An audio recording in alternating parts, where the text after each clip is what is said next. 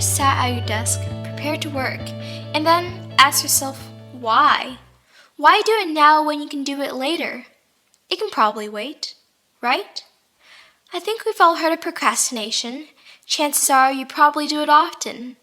Have you ever asked, why do people procrastinate? Well, there are a few reasons. 1, they don't think the assignment is important and wait until the last moment to work on it. 2, they believe the assignment to be too big and avoid until the last minute to theoretically minimize the time they spend on the stress. 3, they strive for perfection. Since perfection is almost impossible, they fear starting it since chances are they'll fail to meet up to their expectations. And 4, they generally have something else important to do. Each option has its own struggles and challenges. Although the fourth option isn't really fixable in our situation, the first 3 are mindsets, and those can change. The change can come from 2 main areas, internally and externally. We will focus on externally. How do we adapt the environment to best cater to a proactive mindset? Hey, I'm Chow Yulin, a sophomore at Discovery High School. I, like many of you out there, am a chronic procrastinator. With almost every project, I wait until the last few hours before actually working on it. Over the years, I've come up with many excuses and reasons. This text can't wait. The video is way too good to miss. I'll do it later. I like the thrill of waiting till the last minute. And so on. Even so, I recognize the stress that these actions have placed on me and everyone else who's procrastinating. Always constantly checking my schedule, workloads, and deadlines. Although it is adrenaline, turning an assignment at the last minute holds a lot of risk. What if the Wi-Fi fails? What if I see a mistake, but can't change it because the deadline is in 1 minute? Those feelings are horrible. I've looked around at some of my friends' life. Although some do procrastinate, there are others that deal with it a lot better than me. I asked them, how do you keep motivated?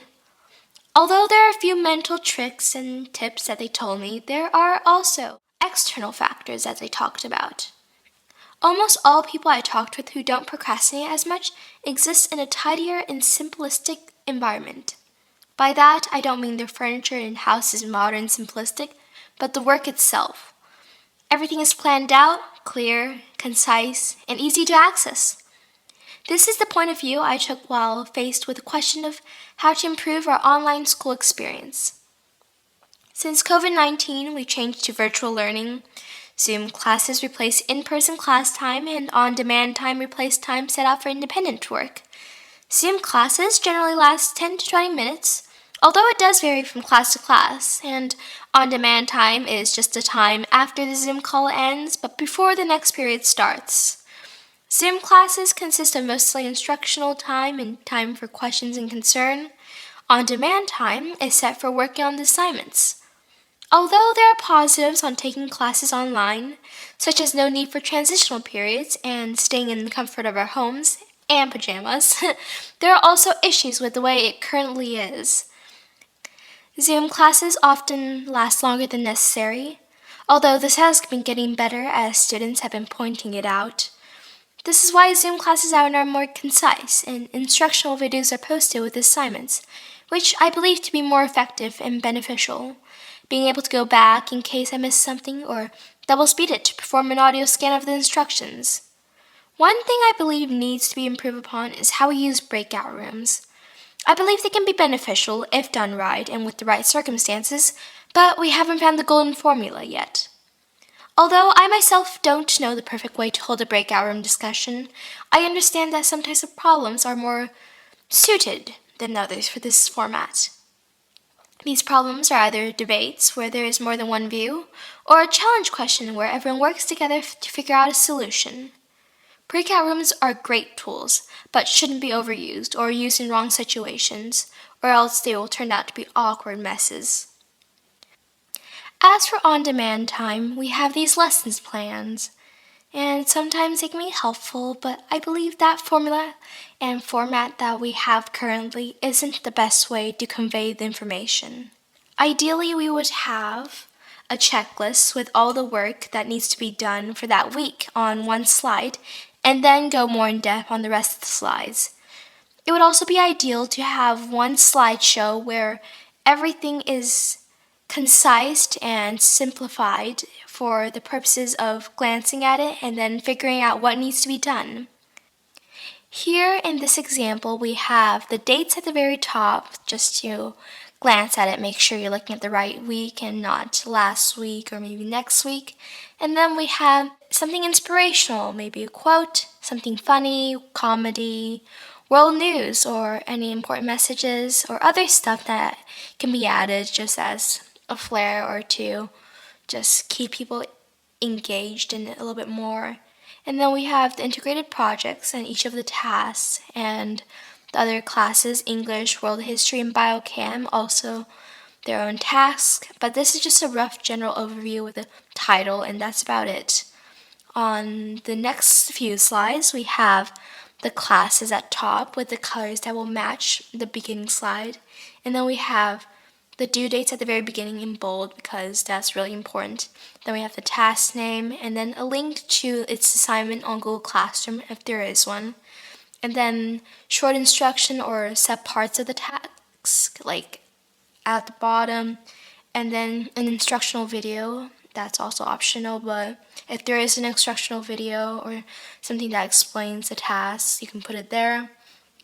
Useful links like websites or other useful links can be added there. And just to know, this format can be changed and vary each week and per teacher. But this is a format that I came up with that is similar to the ones from last year that we decided not to do, maybe because of district reasons or other, but I believe it was really helpful for many people because it definitely was helpful for me.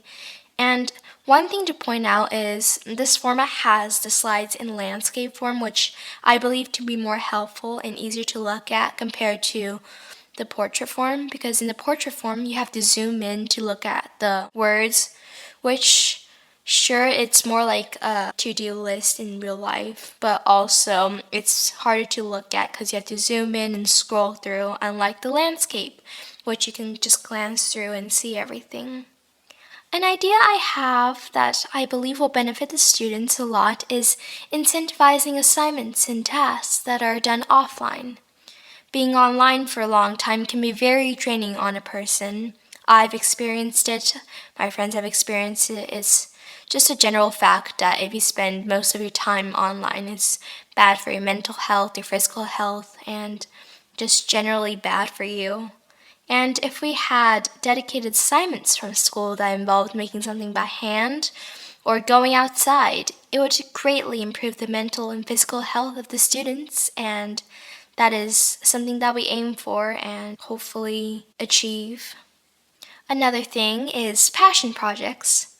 Maybe it can be related or affected by quarantine lifestyle. Examples are art in quarantine, science of disease, or anything else. Anything we're passionate about. We can have a craftsmanship and communication grading standards. We could also choose one of our core classes and integrate the subject that we learned throughout projects. Example, if the project is about art, then the component could be the specific art style in analyzing it through a historical lens, or a medium could be studied through science, atoms, molecules, or mathematical formulas that create these types of art, golden ratio in paintings, or writing a report or story about art pieces. Collaboration could also be included via feedback groups and such, and it would also greatly improve our engagement since passion projects should be something we're passionate about, and if we're passionate about something, we're more likely to work on it and try hard for it. These ideas, I believe, will help avoid the mundane life that I and many others have been experiencing, doing homework every day and just overall draining and in a zombie state in some sort of way.